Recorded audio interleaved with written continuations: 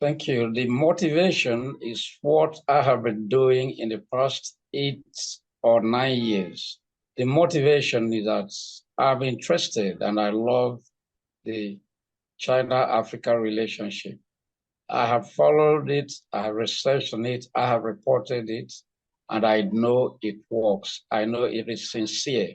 I know it's a sign of adequate diplomatic relations, and I know China means well with Africa, and I have every reason to invest my energy and research in the China-Africa cooperation. 24 years, this is 24 years of FOCAC, Forum on China-Africa Cooperation. There have been a lot of achievements. The platform or framework has assisted so much in bettering African infrastructure. China has done a lot of infrastructure projects in Africa over the years. China has been the major infrastructure contractor in Africa. China is #1 Africa's trade partner and has helped to provide a lot of facilities and economic enablers. It has also facilitated people-to-people partnerships, has assisted in growing Africa's education platform or education future. Because right now, apart from France, China is the most favored or preferred place for international studies for African young people. So right now, after the summit that is coming up possibly next week, it is our expectation that FOCAC will be strengthened the more.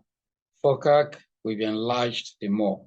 FOCAC will get better options to work better and be stronger than it has always been. I have no doubts about the resolve of President Xi Jinping to make sure that FOCAC works better than before.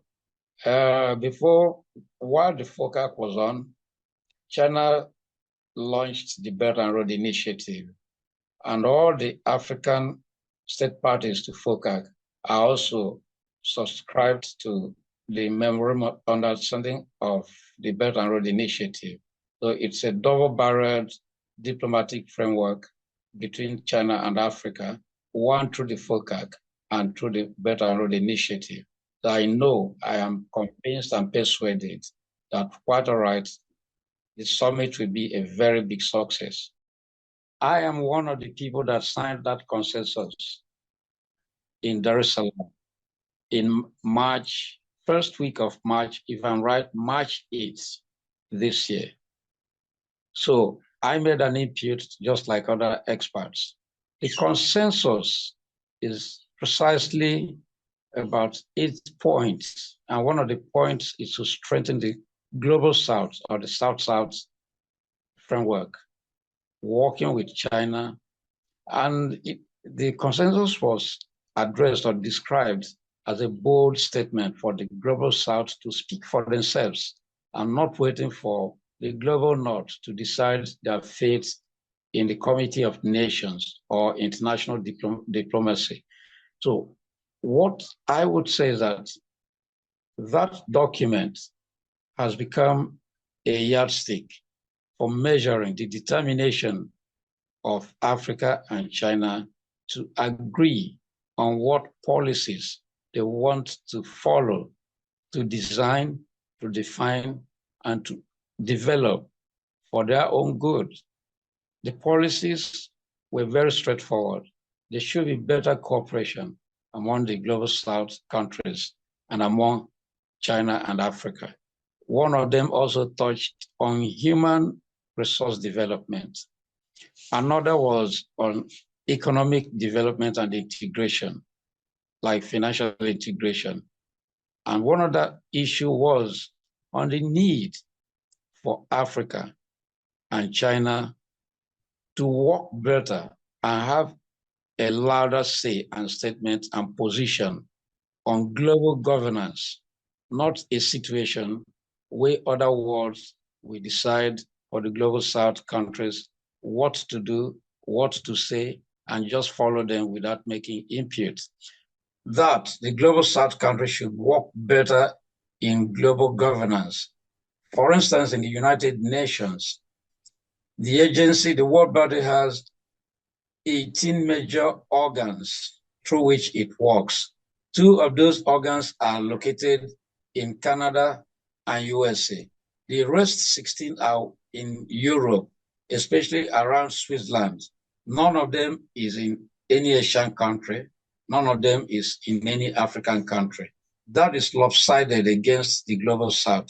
So in essence, no UN agency is located in any Global South country, and that should be changed. It was one of the targets and focuses and consensus factors of the Dar es Salaam Consensus in March this year. I expect more cooperation in diplomacy to make the diplomatic relationship between China and 53 African countries who are members of FOCAC to get better. We need better understanding at the people-to-people level. That is the most important aspect of FOCAC objective, to my mind and understanding.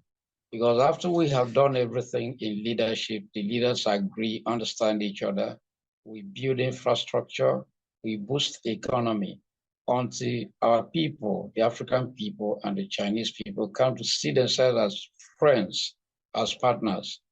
Those things wouldn't work much benefit. So I want them to target so much on how we can build people-to-people relationship and make it better than what it is today. FOCAC is building for the future of China and the future of Africa. The shared future is that whatever benefits we get through FOCAC should be strengthened, should be made better today.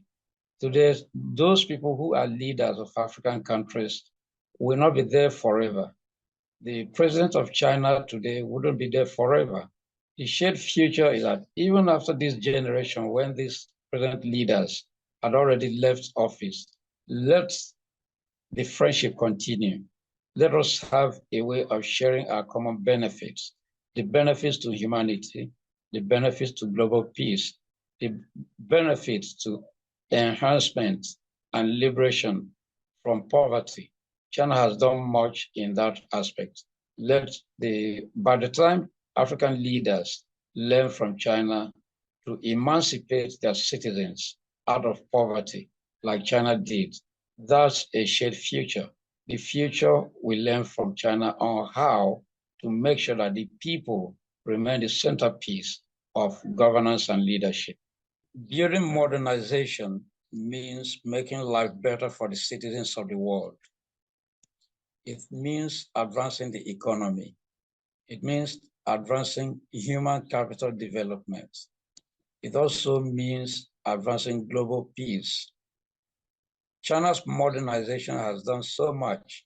I see modernization going on every day in China. I have seen new cities built in China. I've seen existing cities advanced and expanding in China.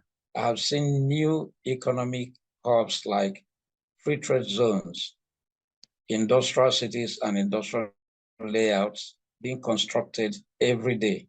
I have seen the enlargement and advancement and expansion of the China speed train system that is the largest in the world, about 66 of the global volume.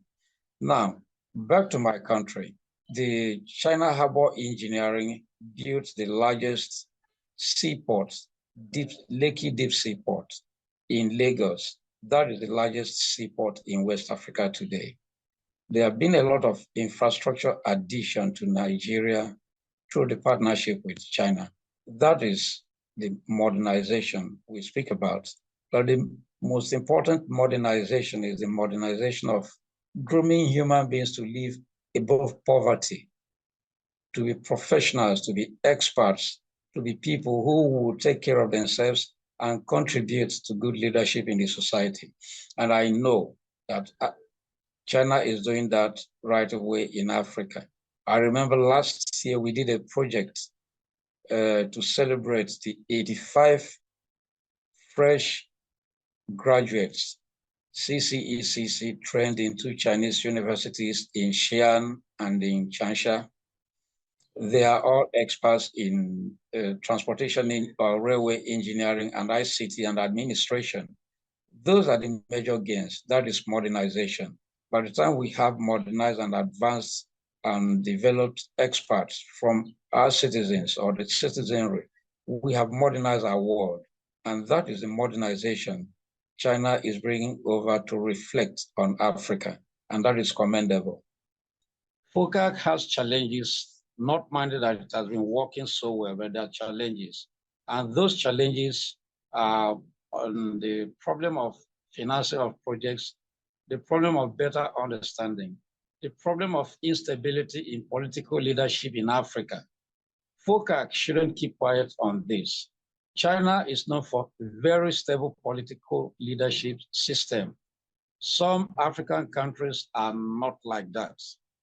FOCAC should look into ways of stabilizing political leadership in Africa. Because when we have a good leadership or stable leadership, we will have a stronger and better FOCAC.